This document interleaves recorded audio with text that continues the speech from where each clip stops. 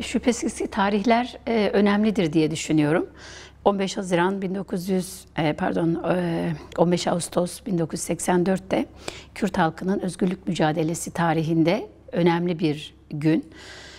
Biliniyor 15 Ağustos 1984'te PKK Kürtlerin varlığını yani dilini, kimliğini, kültürünü ve inancını korumak, geliştirmek ve kabul ettirmek için silahlı mücadelenin dışında başka bir yol kalmadığını ifade ederek silahlı mücadeleye başladığı gündür. Tabii bu noktaya nasıl gelindi, bunu böyle kısaca hatırlatmak gerektiğini ben düşünüyorum. Yani Cumhuriyet işte 29 Ekim 1923'te kuruldu. Cumhuriyet kurulduktan kısa bir süre sonra 1924 Anayasası hazırlandı. Anayasa, yani 1924 Anayasası tamamıyla teklik üzerine inşa edilen bir anayasaydı. İşte bugün çokça tartıştığımız anayasanın 66. maddesi, herkes Türktür. Yine işte devletin dili Türkçedir. Anayasanın 30. maddesi. Ve 1924 Anayasası yapıldığında da devletin dini İslam'dır diye yazılıyordu. Daha sonra birkaç yıl sonra bunun değiştiğini gördük ama yani ilk anayasa yapıldığında da tek bir din resmi olarak kabul ediliyordu. O da İslam diniydi. Tabii ki Kürtler Türkiye Ulusal Kurtuluş Mücadelesi'ne katılmış bir halk. İşte çok söylüyoruz, her yerde söylemeye devam edeceğiz. Şimdi yeni bir süreç başladı, demokratik toplum ve barış süreci yani diye isimlendirdiğimiz bir süreç bu. İşte bu süreç Kürtlerin tarihten günümüze Türk ve Kürt birliği üzerine inşa edilmeye çalışılan bir süreç. O anlamda işte değerlendirirsek yani Kürtler Çanakkale'de binlerce şehit verdiler Türkiye Cumhuriyeti Devleti'nin kuruluşu için. O dönemde tabii Mustafa Kemal'in verdiği sözler var. İşte Kürtlere Ulusal Kurtuluş Savaşı gerçekleştikten sonra otonomi verileceğine ilişkin yazılan, çizilen belgeler var. Fakat 24 Anayasası yazıldıktan sonra bunların hepsinin yani reddedildiğini, kabul edilmediğini görüyoruz. Bundan sonra da Kürtlerin buna karşı bir mücadeleye ve isyana girdiğini görüyoruz. İşte 1925'te başlayan Şeyh Said isyanı, daha sonra günümüze kadar devam eden Ama isyanlar. Koçgiri var önce. Yani tabii bunun öncesinde Koçgiri var, Ağrı var. Dersim yani var. Dersim şeydedir. Yani 38'dedir, daha sonradır ama yani 24 öncesidir Sivas Koçgiri. Yani şeye kadar devam eden bir süreç. Yani günümüze kadar devam eden bir isyan süreci var. Yani şimdi en son isyanda PKK isyanı olarak zaten kabul ediliyor. Bu konu üzerine çalışan herkes hem dilek ve temenni olarak bunun son isyan olmasını arzuluyor hem de böyle görünüyor. İşte bu son isyanı başlatan PKK biliyorsunuz 27 Kasım 1978'de kuruldu. Kurulduğundan 84'e kadar yani 6 yıllık bir zaman süreci var. Yani bu 6 yıllık süreç içerisinde işte bir 12 Eylül darbesi ve darbe sonrası 4 yıl geçen süreç ve bu arada yapılan bir anayasa var. 1982 Anayasası var. Fakat bu anayasada da yani Kürtlerin kimliğinin, dilinin, inancının tanınmasıyla ilgili de herhangi bir gelişme yok. İşte bunun üzerine PKK 15 Ağustos 1984'te silahlı mücadeleyi başlatıyor. Şimdi burada Aleviler ne kadar etkilendi dediniz biraz önce. Aslında Aleviler bu mücadeleden etkilenmedi. Bu mücadelenin merkezindeydi bana göre. Yani PKK kurucu kadrolarına şöyle bir yani baktığımızda... o atılımı, diriliş atılımını yapanları selamlıyoruz. O selamladığımız komutanların içinde çok sayıda Alevi komutan tabii ki. var. Devrimci Hem komutan öyle var. hem de PKK'nın kuruluşunda işte örneğin Mazlum Doğan Dersimlidir. Kardeşi Delil Doğan Dersimlidir. Yani şu an mevcut PKK hareketi içerisinde üst düzey kadroların ezici çoğunluğu Alevidir. Yani işte Maraşlıdır, Pazarcıkıdır, Elbistanlıdır, Malatyalıdır, Dersimlidir.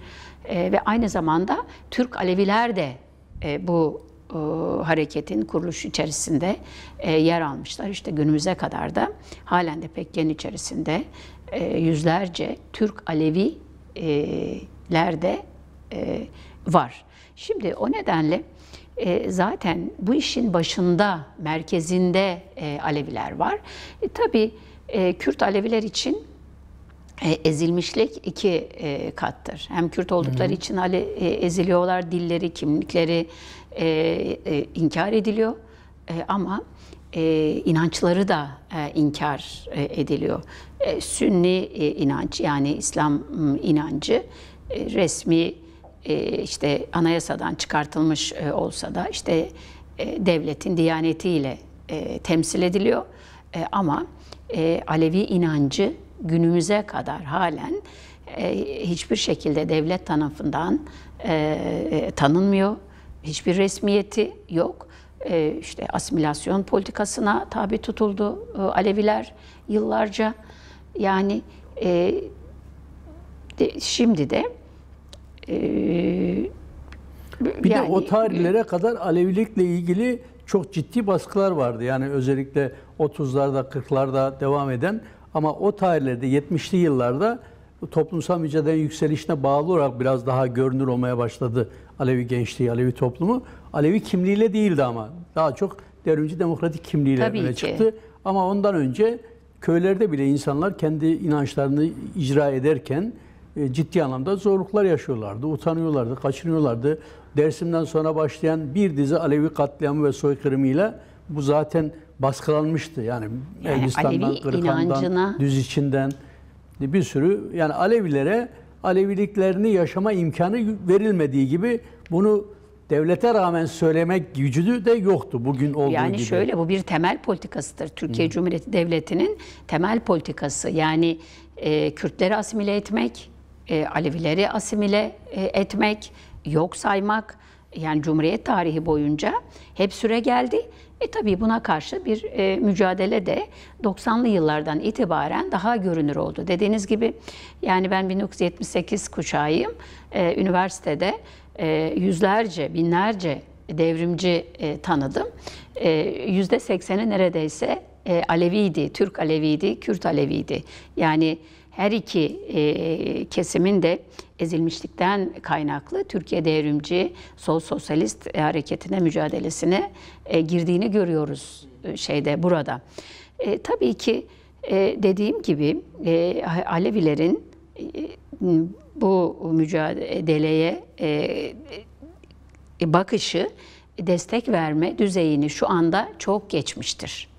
Yani kuruluşunda zaten varlardı. 90'lı yıllardan itibaren de Kürtlerin kurduğu partilerde Aleviler hep yer aldı. Yani hep döneminden günümüze kadar.